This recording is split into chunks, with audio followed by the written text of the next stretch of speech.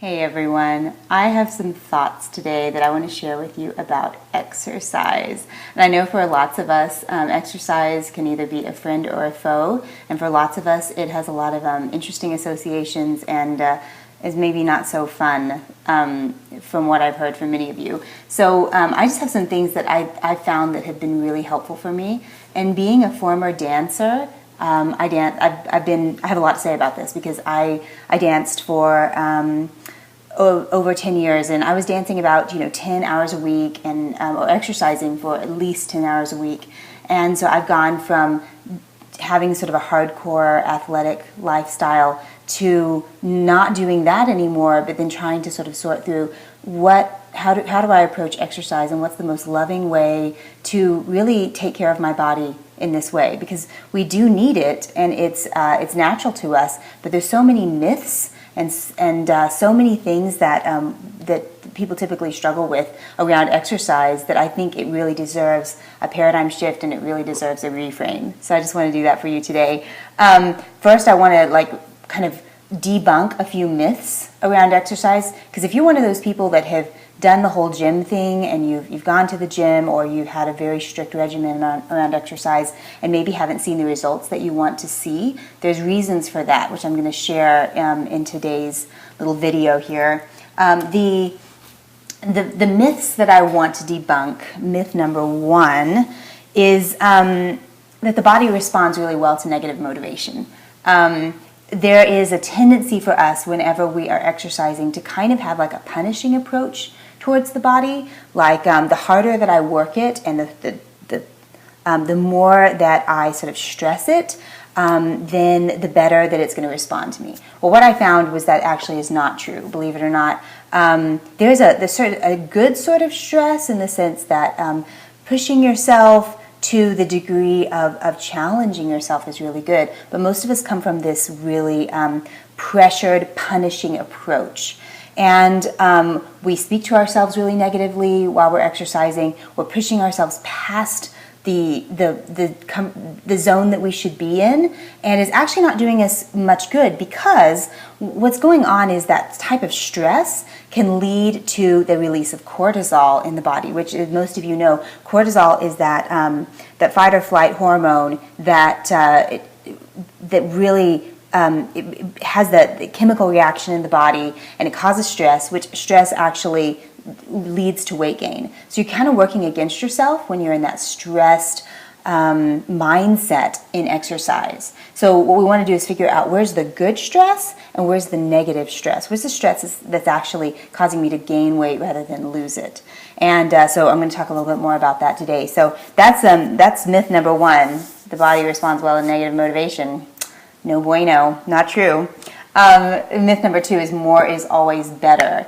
I have heard this from a lot of people and seen it. They exercise for a long time, hour, 2 hours at the gym, and actually are not really seeing results that they want, because it's like, oh, more is always better. Well, again, referring back to point number one, when you have stress, it's actually working against you. And so we want to find a way to enjoy exercise without the stress aspect, the negative stress aspect. So more is not always better. Believe it or not, you can actually get a whole lot done in about 20 minutes, 3 to 4 times a week. And it's the way that you exercise and the way that what's going on chemically inside your body that's actually going to do it for you, not the long hours. So you can actually make it really short, and it's fantastic. So the third one is that numbers and repetitions are really the key here. We tend to think in terms of, okay, I'm going to do 50 push-ups and 50 crunches, and I'm going to run for 30 minutes on the treadmill, and then that's going to do what I need. Well, that may help you to some degree, but what I found is that the body doesn't really respond as well to numbers.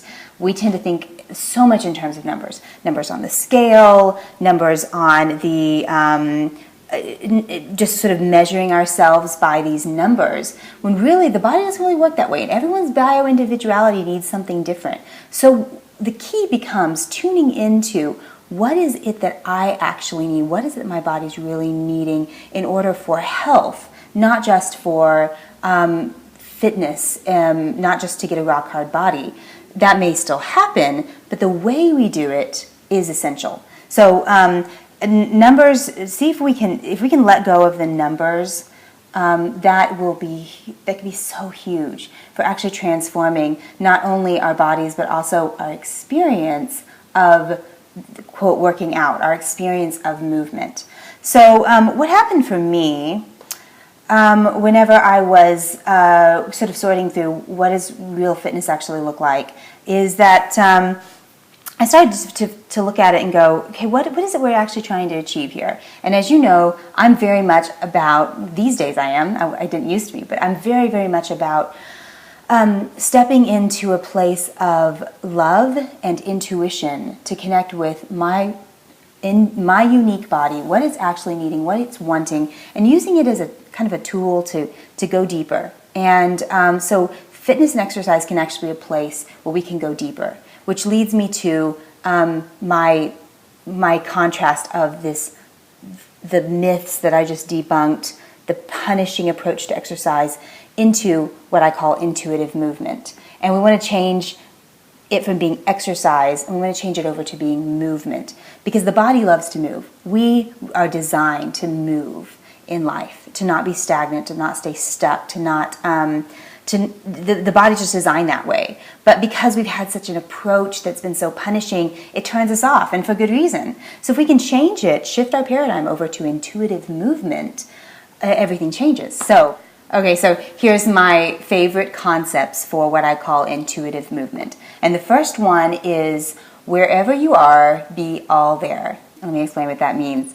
There's a tendency whenever we exercise to not be in our bodies, to be in our minds. We tend to dissociate with what's going on inside our bodies by just being elsewhere. We're thinking about homework, or we're thinking about a conversation with someone, or about what we're going to have for dinner tonight, and we're not there in our bodies. And I think one of the reasons for this is because oftentimes the exercise that we choose is very uninspiring to us. And it's more something we want to get through rather than actually use it as a place to really be inside of ourselves and feel what we're feeling, and to be all there with our bodies, and also to be able to use the mind as a tool, a powerful tool to shape the body, because the body is a powerful responder to the mind.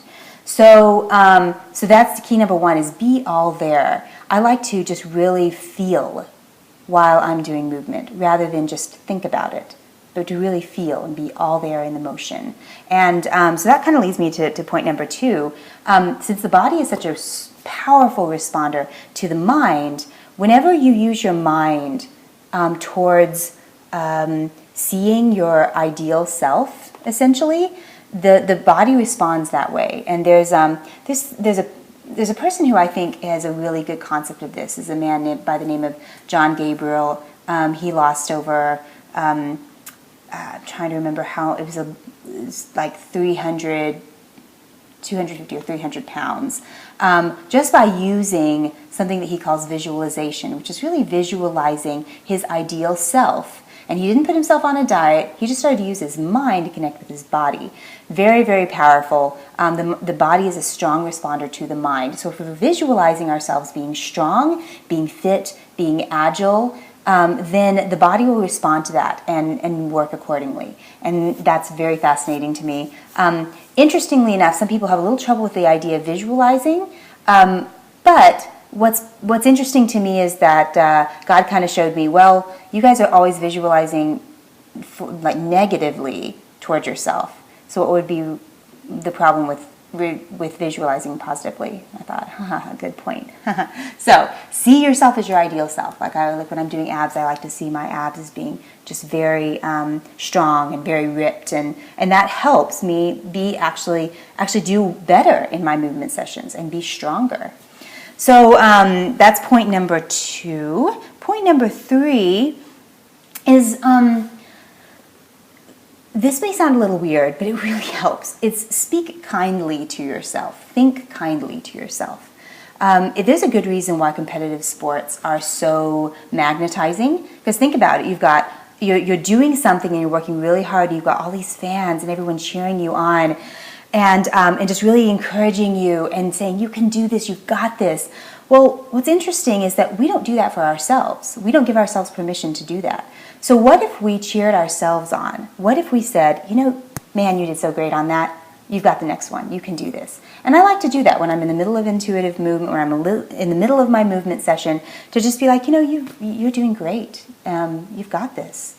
And speaking kindly to my body, because we think that the body's going to respond really well to negative motivation, as I mentioned in the earlier point, but it actually responds so well to love, to compassion, to encouragement, to validation. The body is like another human being. It responds well to that, not to the negative side. So on a couple practical notes here, when you're in the middle of a really tough workout session, one of the things that helps me a ton is breathing. Breathe, breathe, breathe. It's like this encouragement for your body. So taking time to just really breathe through the intensity, breathe through the pain. Hopefully it's not too painful. If it is, there might be something going on there. But breathe through the intensity, and that helps a whole lot. Be all there, and also be realistic with what expectation you're setting yourself up for. The other thing that I like to say is push until you can't and rest until you can. And I borrowed this from a guy named Dr. Jade Teta, and he did a program called Metabolic Aftershock, and he talks about that important concept of push and then rest. And don't push again until you're ready. So rest. And he calls it rest-based interval training, which I love. So push until you can't and rest until you can. Be realistic with your body and know that it's going to gain strength over time. But come from a place of love and not fear, compassion and understanding rather than punishment. Because trust me, your body knows the difference.